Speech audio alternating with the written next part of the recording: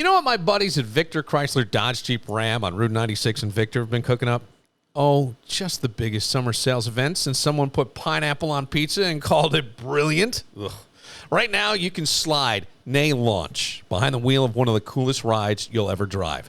The brand new 2025 Dodge Charger Daytona RT. Lease it for just $198 per month for 24 months with zero down, no taxes, no fees. Oh, yeah. $198, not plus this or plus that, just $198 a month. I've been driving one, and let me tell you, this thing turns heads faster than a guy at the beach realizing his sunscreen was not waterproof. It's quick, it's mean, and when you hit the power boost button, it's like caffeine for your soul. This deal is outrageous. $198 a month, 24 months. Zero down, no taxes, no fees. Don't overthink it. Just get to Victor Chrysler Dodge Jeep Ram, Route 96 in Victor, or hop online at victorcdjr.com and see all the wild toys they've got.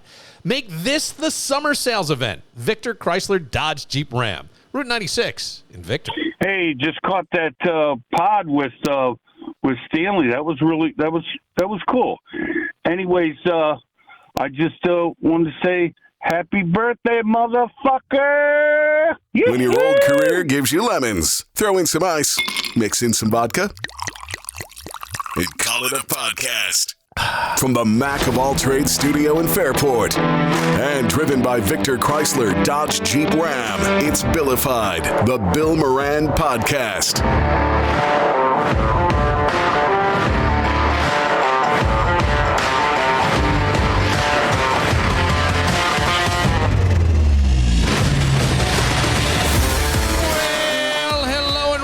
Thanks for getting your pot on. Thanks for telling a friend. That's how we spread the word about the pirate ship.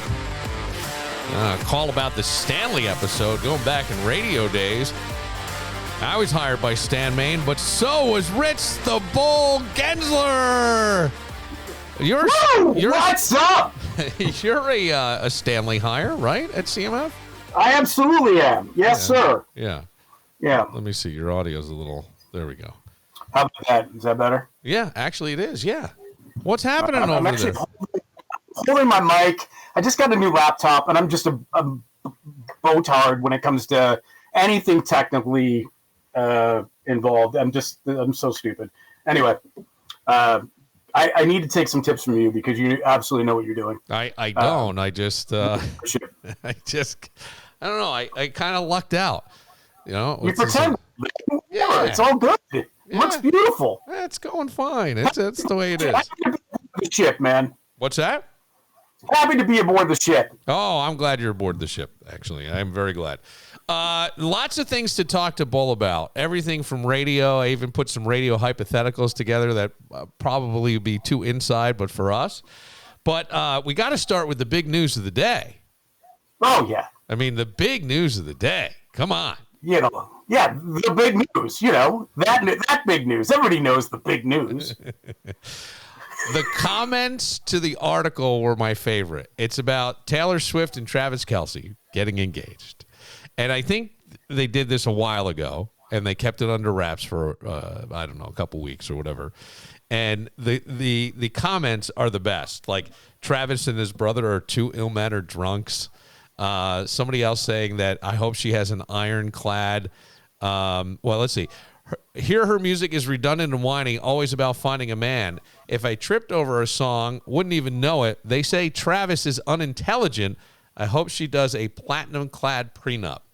Look, I mean, I think he should do a platinum-clad prenup, quite frankly. Yeah. I know she's got way more money than he does, but, you know, based on her history...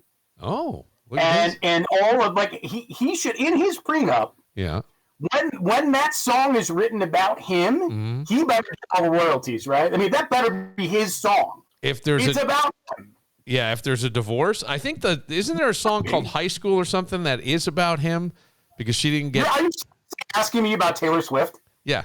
Like Taylor Swift songs and music? Yes. Seriously? Yes, I am. I seriously am because I don't know.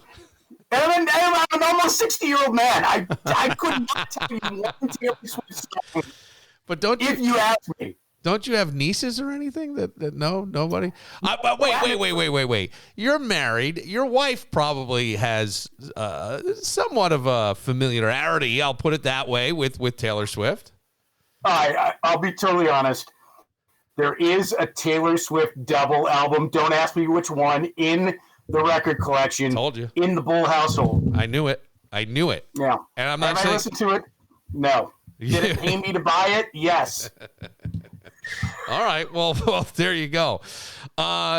Look, some people think that this is going to make him play terrible this season. And look, as a Bills fan, I think that would be great. Well, I mean, he had a terrible year last year, but where did he have his best games? In the playoffs. In the playoffs. He shows up. He killed people in the playoffs. He was terrible in the regular season, and he killed people in the playoffs. He did. That is a very true statement.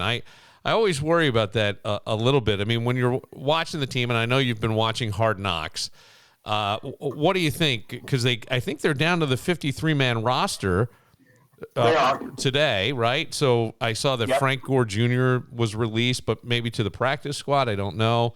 But I mean, how are you feeling about the team overall?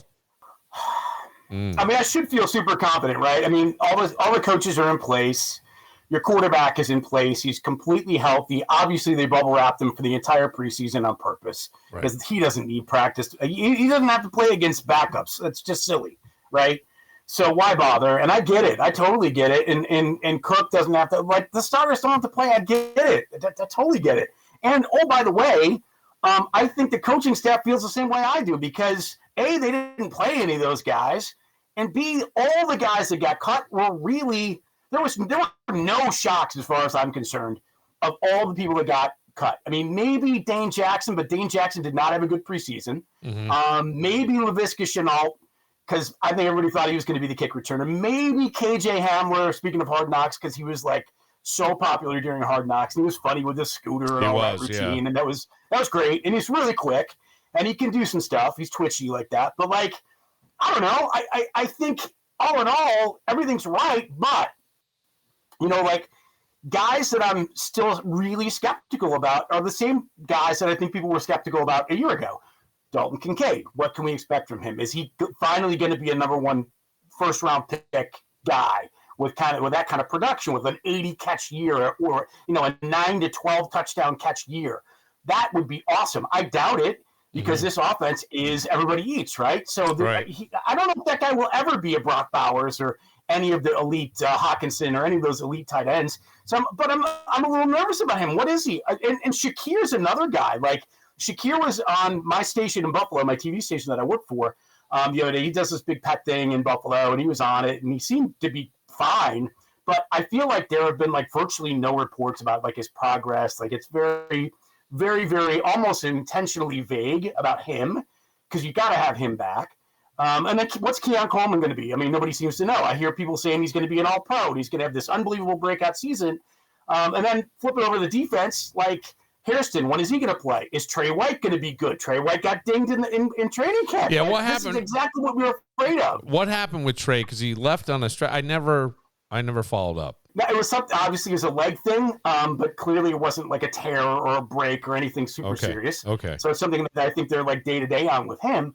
But like that scares me. Cole Bishop, like what is he going to be? People are like, oh, he's missing tackles and he can't cover and he's all these things that he's not. And then people are saying, well, he was hurt a lot last year, so he wasn't able to get all the reps that he could have gotten in his first year. So maybe this is the year when he really matures, yada, yada, yada. Rapp didn't play on the back end. Hamlin had his, you know, good days and bad days in the preseason, so the back end is sketchy. I do like a bunch of the rookies, though.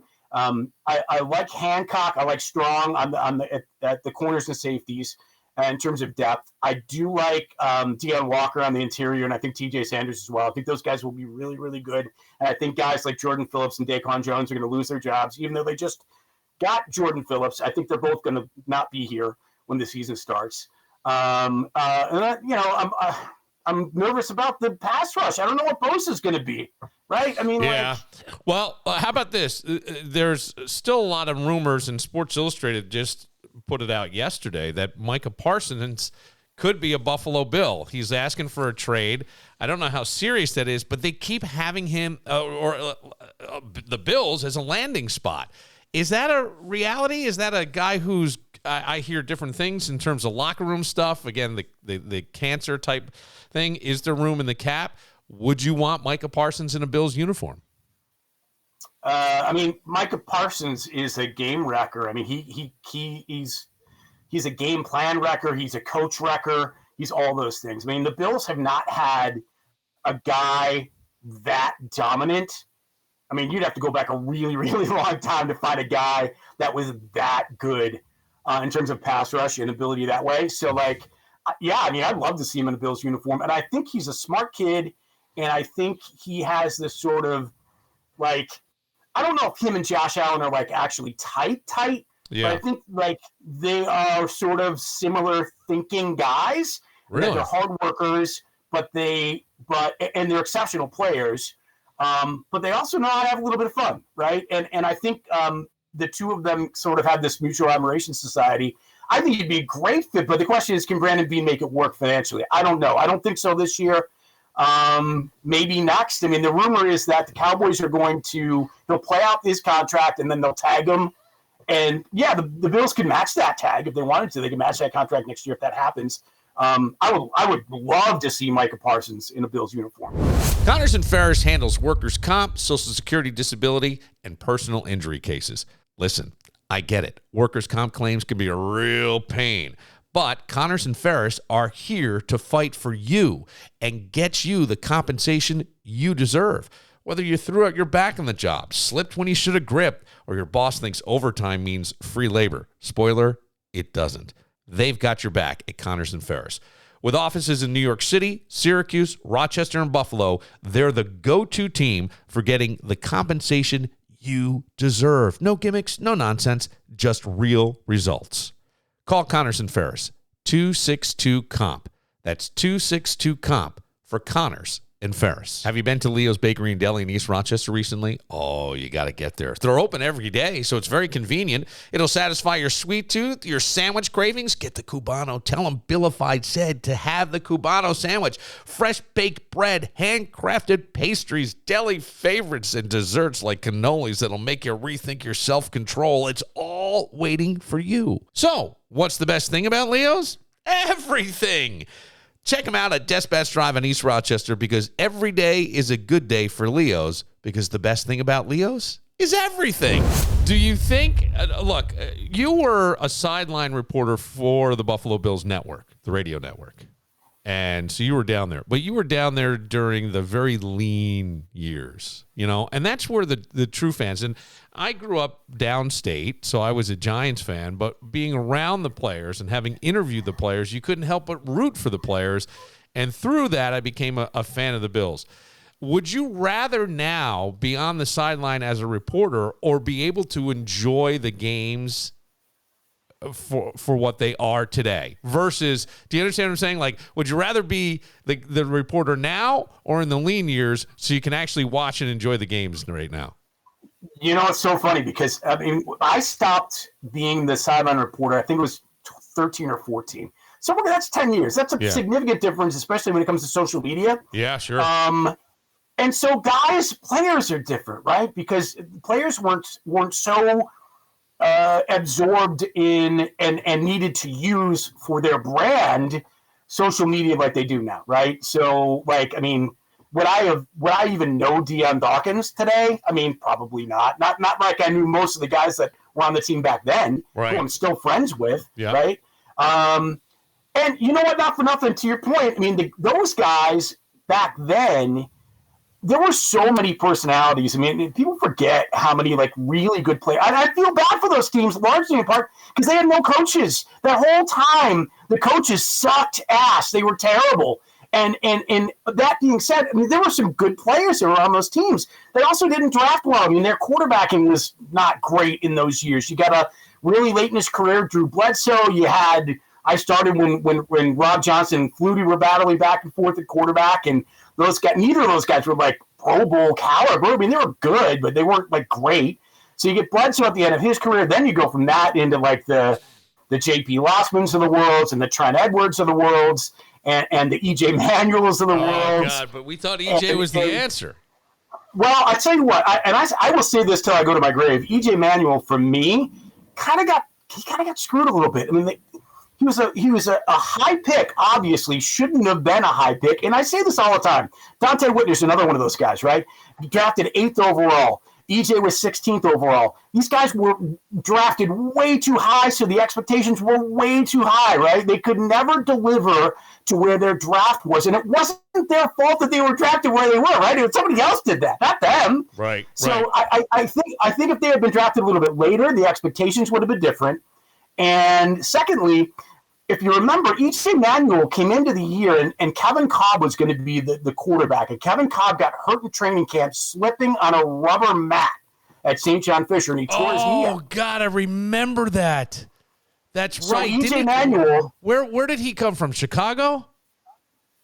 It's Philly. I think Philly. Oh, Philly. You're right. It was Philly. It was Philly because my middle son was a fan of the Eagles and was very excited to meet him and got to meet him. And that was around the time, was Tyrod Taylor on the team too? I think Tyrod was after that. After that. Okay. All right. But anyway, so now he's being thrown into the fire, and he's got to start as a rookie, right? Right. First offense, like I said, overdrafted probably. So many expectations out of him because he was a high mid first round pick.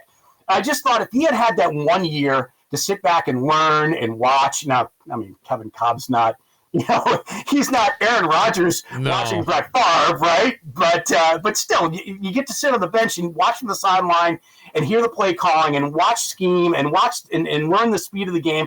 I think he might have been a better player.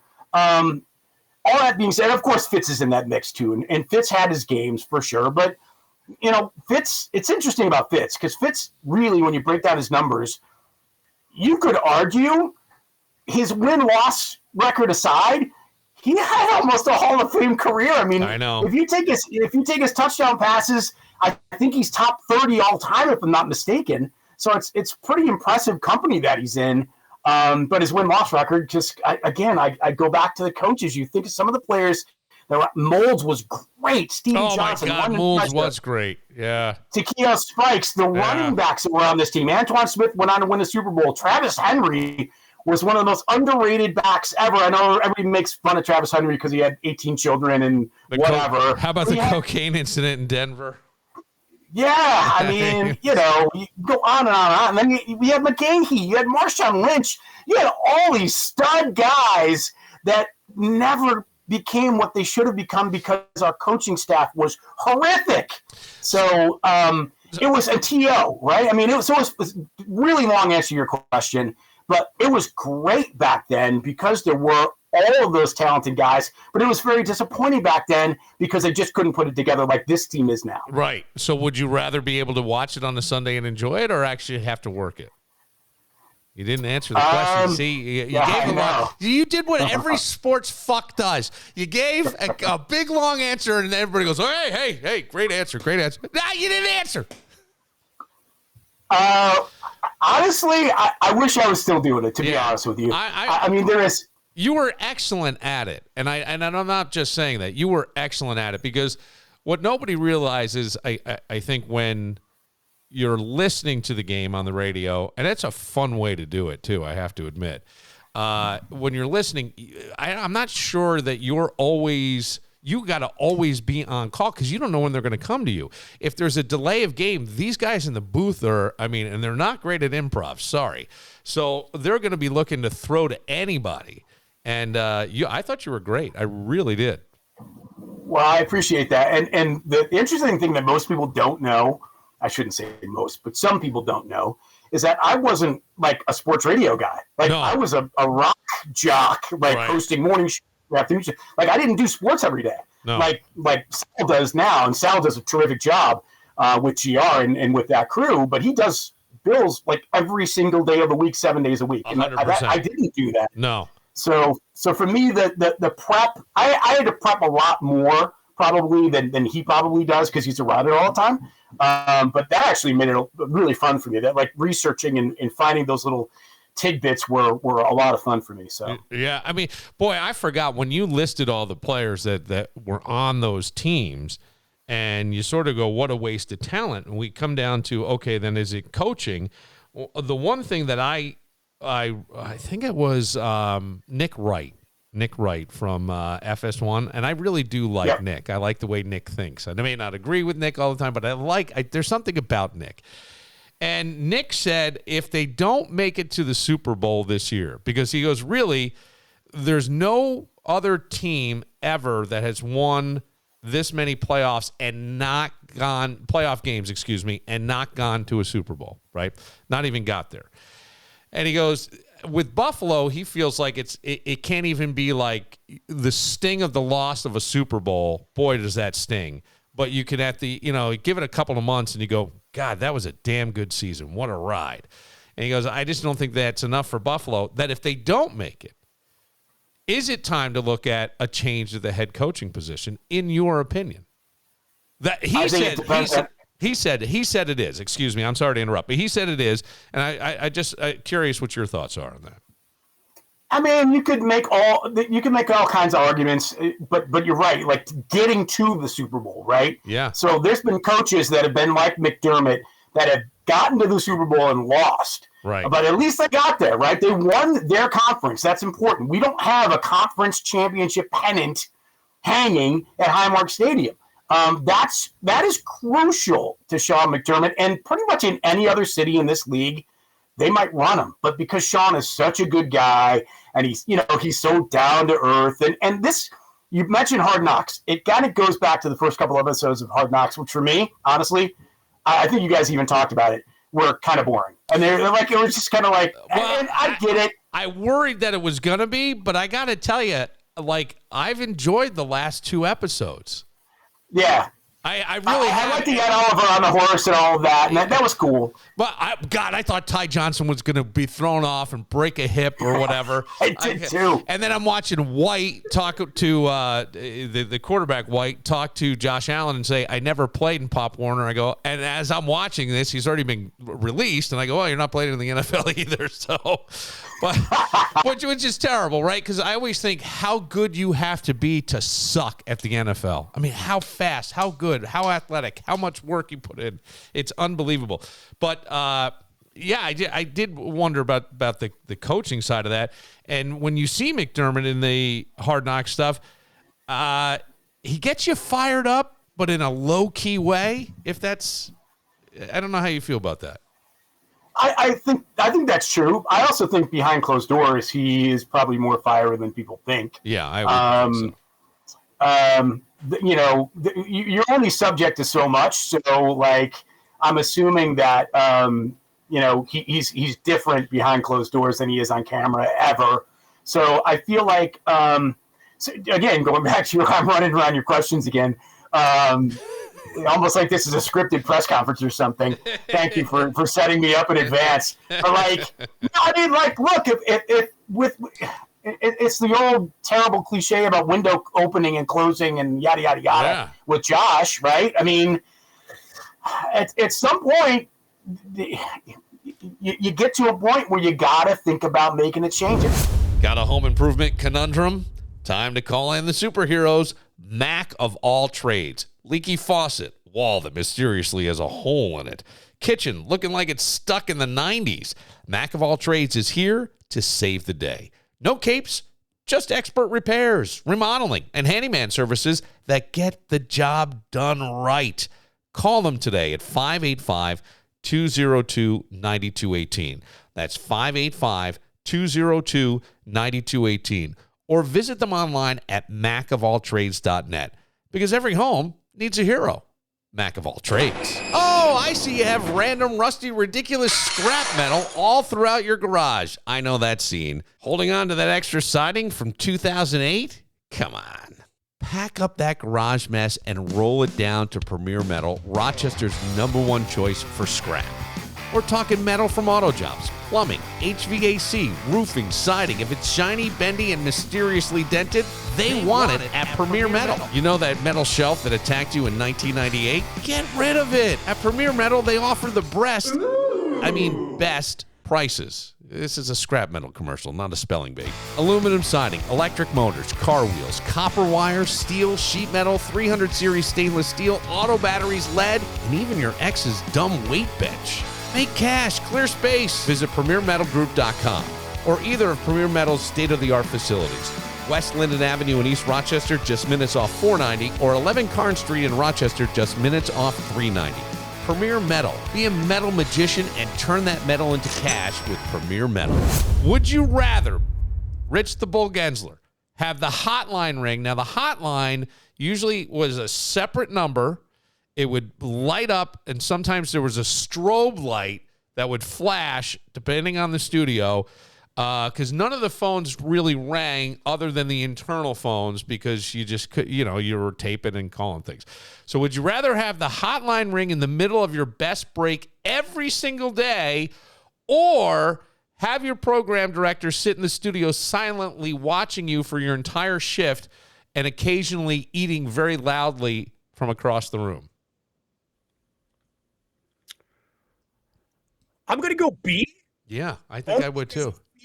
I think B would provide me with material, like automatic material, and I would just bust on my program director the whole time. Yeah, I'm with you. Okay, all right, here we go. Here's another one. Yes. Would you rather have your worst drunk voicemail from an ex accidentally loaded into the next stop set, or be forced to co-host a morning show with the sales guy who thinks he's hilarious? I would go B again. You would? You would rather be with the sales guy who thinks he's hilarious? Yes, because he will end up being crushed. And true. And I think, again, that's material that's just being written all by itself, because the guy's so bad. He's so unfunny that it's funny. Right now, I take A on that one because I would want everyone to know, I have a charmed life sitting behind a microphone, but it isn't charmed when I leave here. Do you hear the shit I had to deal with? Now, I'd probably get sued. Maybe I get a cease and desist. I have no idea.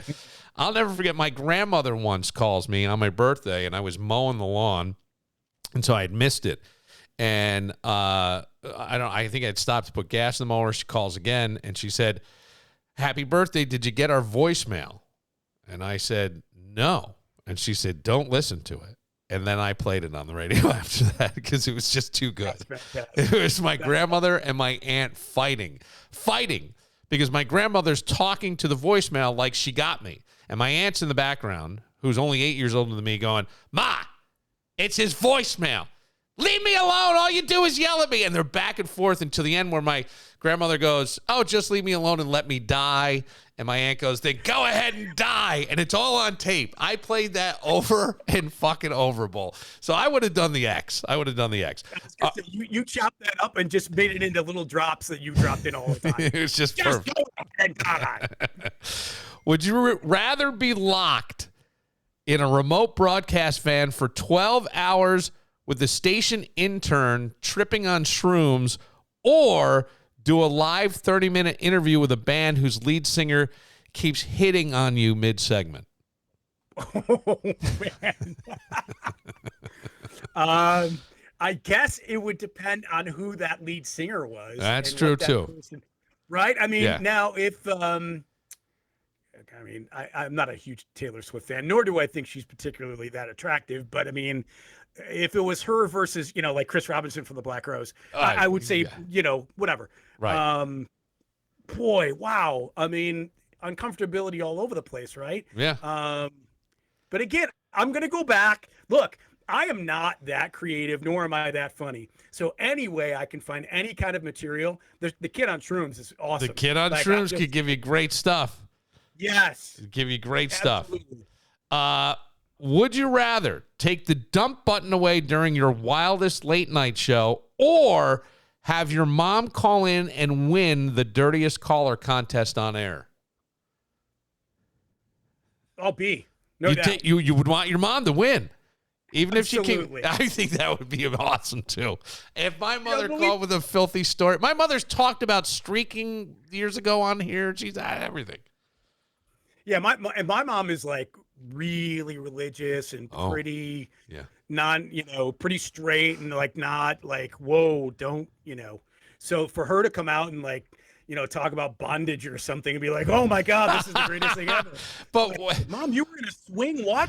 Like, you gotta be kidding me. What was the reaction at home then to the surrogate stuff? That had to be awful. No, it wasn't too bad. And I wasn't that young. No. I think I still lived at home. Oh, you did? I think I still lived at home, but I never really, and there weren't any really true repercussions that I can be aware of. I have to think my mom, it was just my mom and the 4 boys. So like I don't know. I think my other 3 brothers were away at college, but I was still home. So yeah, there was never anything that came about it, thank God, because if there had been, it would have been nightmarish for me. Now, I do remember, because I was around when this happened, I do remember being very annoyed at one salesperson in particular. And I'm not going to say anybody's name, but this person came up to you and told you how disappointed they were in you. And I think they were a Mercy grad. It was a woman, and you're a McQuaid guy, and my son was a McQuaid guy, so I'm familiar with the stuff. But I always thought that was so shitty. Why? I need to you have to tell me your personal deep feelings about it. Keep it to yourself. I'm already upset about it. And God, that just bugged me. Personally. Well, thank you for letting it bug you. It did. It bugged me. I think I was in some sort of a haze at that point because I don't know what actually really hit me. Yeah. I will say this. It was a kind of an awesome experience. Good. All right, one more would you rather.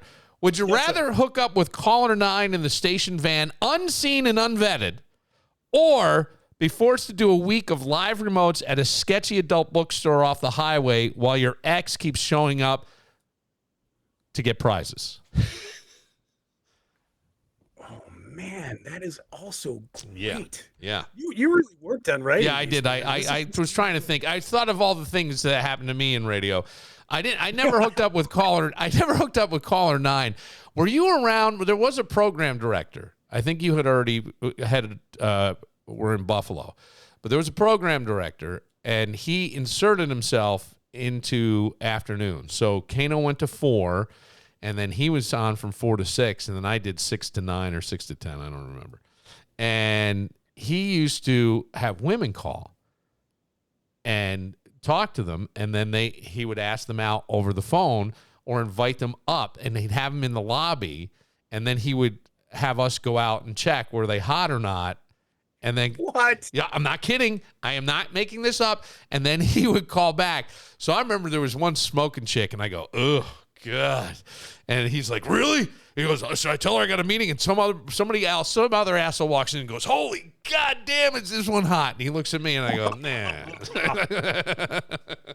I thought you were going to say that you ended up taking her out. No, I did not. He was, but then he would call up and say, "I have meetings or something." "Nah, I can't, tell her I got a meeting right after this, and I'm not going to be able to even get up there." I was like, what a piece of dirt this guy was. Remember Hot or Not? Yes. When that was a thing? Yes, I do. This was his thing. So which one are you going with? I would say caller 9 myself. Unseen, unvetted. I'd go unseen, unvetted. I would, sometimes you get better than hanging out at a dirty fucking bookstore. I'm not doing that every week. Ugh. Yeah. That is gross.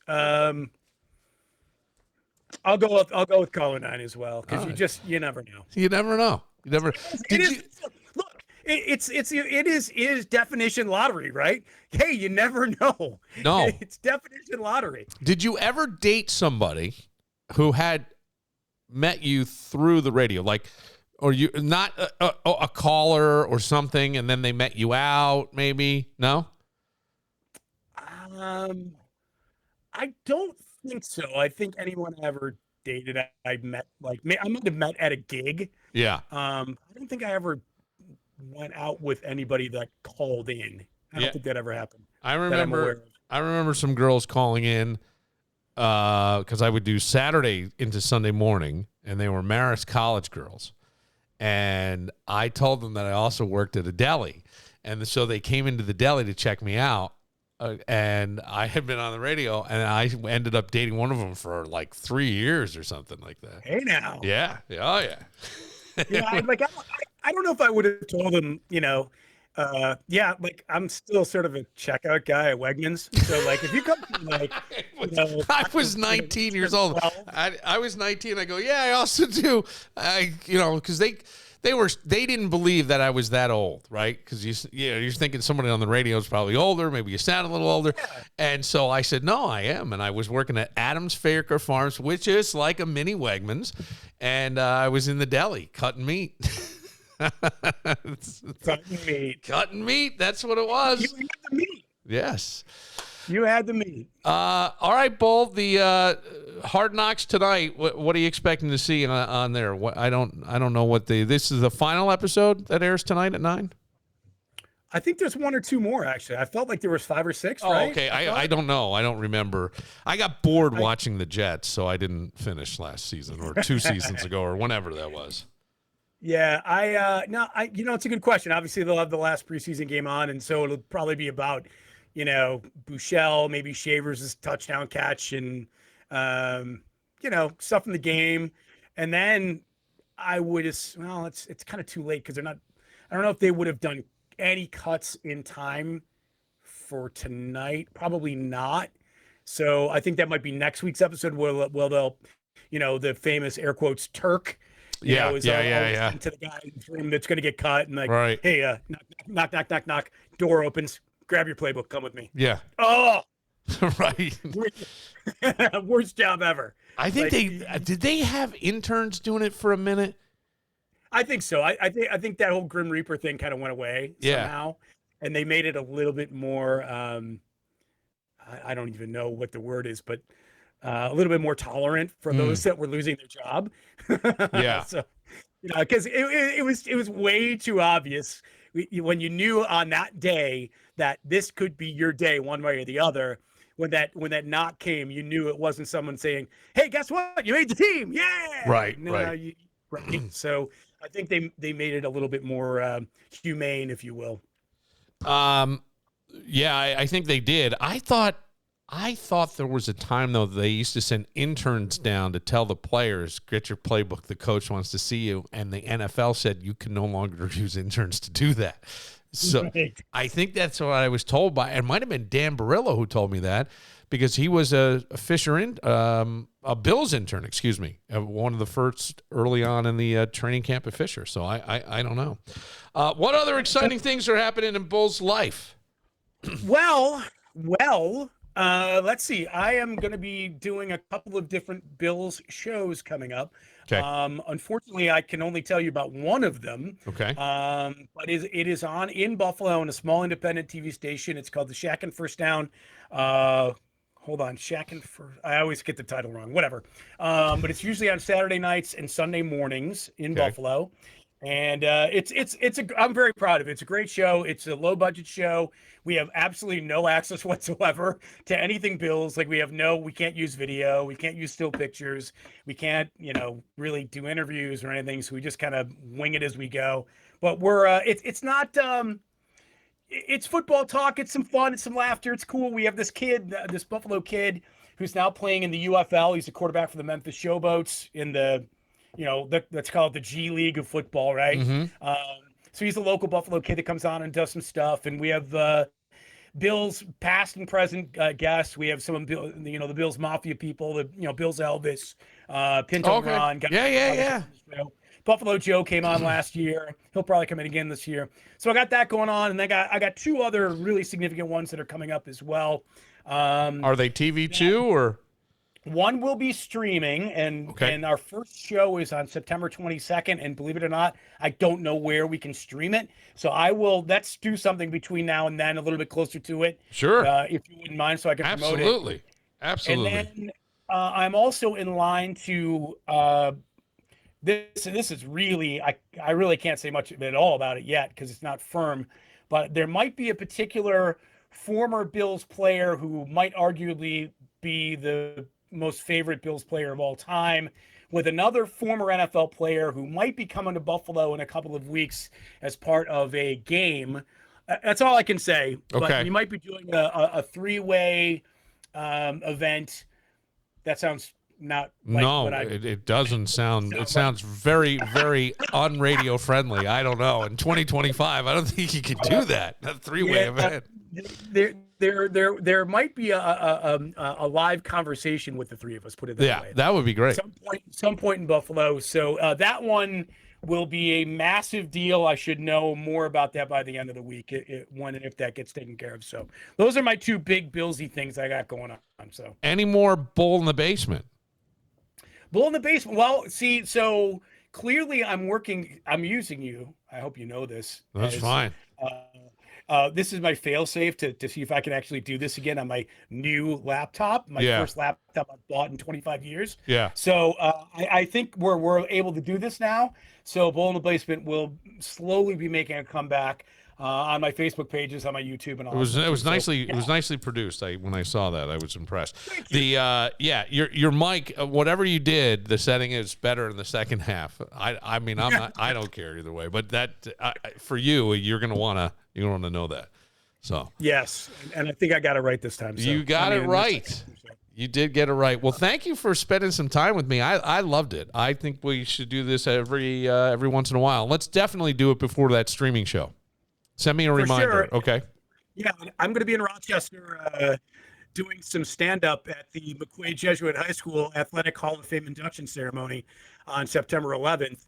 I'm kidding about the stand-up part. I will be hosting it on September 11th. Because I was going to say, well, that'll be the second bombing that happened on September 11th.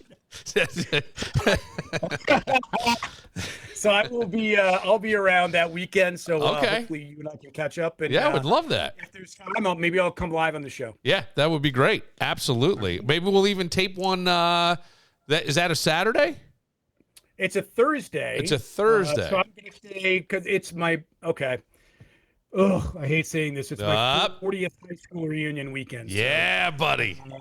Yeah, it's and it's funny when I tell people that I just remember being like 25 and hearing people say, "Hey, I got my 40th high school." I'm like, "Damn it, you are so freaking old." I know. And now I'm that guy. It's like, God, Jesus, man. No, that'd be great. Well, look, it's better than the alternative. Let's put it that way, right? It's way better than the alternative. So Yes, let me know. I'd love to have you in. That would be great. Okay. All right. Sounds good. And all the best to the crew, Yes. All those people that I know so well and have spent so much time with over the years. So all the best to them. And I don't know them, but say hi to Greg Connors. I will. You know what? I'm supposed to have dinner with him tomorrow. So we'll definitely do that. Yeah. He doesn't know me, I don't think, but I'm going to tell him Rich the Bull Gaenzler says hello. That'll be my icebreaker for dinner. He's like, Thank you, Bull. Thank you, Billified. I'm jumping into the water off the pirate ship. Bye-bye. See you later. There he goes. For Rich the Bull Gaenzler and his suspect audio, I guess. I don't know. I'm Bill Moran. We'll see you tomorrow.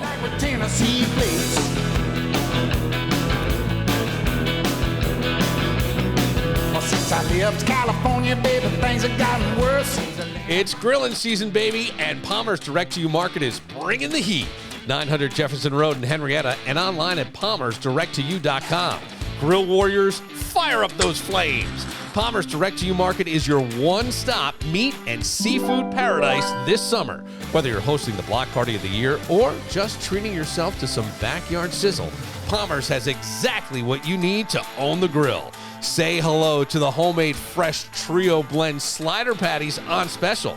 3 ounces each, packed with Palmer's signature in-house mix of certified Angus beef chuck, sirloin, and brisket. Build your own slider flight and explore bold new flavors like the ridiculous blend patties. Yes, they're as ridiculously good as they sound. Available in full size or slider size because your grill deserves options. Hooked on seafood? Well, then dive into the fresh mahi-mahi fillets at Palmer's Direct-to-You Market, just $13.99 a pound. Or grab a 2-pound bag of farm-raised tail-on cooked shrimp for only $14.98 a bag. That's protein-packed summer snacking done right. even if you think you've mastered the flame. Palmer's is here to keep you humble and helpful. Check out palmersdirecttoyou.com for grilling tips, steak secrets, grill maintenance hacks, and more. Because greatness starts with guidance. So let's make this the greatest grilling season ever. Head to Palmer's Direct to You Market, 900 Jefferson Road in Henrietta, or visit palmersdirecttoyou.com. Meat, seafood, skills, sauce, sizzle, it's all here at Palmer's Direct to You. Now go forth and grill like a legend.